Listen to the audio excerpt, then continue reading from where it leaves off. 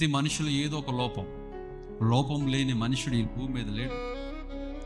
ఒక్కొక్కరికి కళల్లో లోపం ఉండొచ్చు, కొంతమంది మాట్లాడుతుంటే అది నత్తి రావచ్చు, అదొక లోపమై ఉండవచ్చు, నడక లోపమై ఉండవచ్చు, లేకపోతే వారి యొక్క చూపు లోపం, లేకపోతే అనేకమైన లోపాలు శరీర భాగంలో ఏదో ఒక లోపం మనలో ఉంటుంది. ఆ లోపాన్ని బట్టి మనం కృంగిపోతుంటాం. అప్పుడప్పుడు ఆ లోపాన్ని బట్టి మనం చాలాసార్లు నిరాశపడిపోతుంటాం. కృంగిపోకూడదు. ఎందుకంటే దేవుని యొక్క వాక్యం ద్వారా దేవుడు సెలవిస్తున్నంటే ఆయన వ్యసనకాంతుడిగా, ఆయన మనకు తృణీకరించబడిన వారుగా, మనుషులు చూడనెల్లని వారుగా ఉండెను.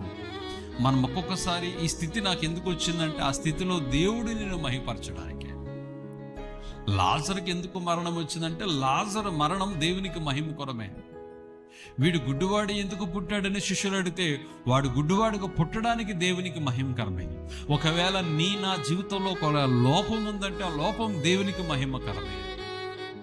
ఈ వాక్యం వింటున్నా నా ప్రియ బిడ్డలారా, ఒకవేళ నువ్వు కూడా ద్వేషించబడతావు, ఒకవేళ తృణీకరించబడుతున్నావా, మనం కూడా చూడనెల్లని వారముగా, ఇతరులు మనం చూడనెల్లని వారముగా మనం ఒకవేళ ఉంటే బాధపడవద్దు.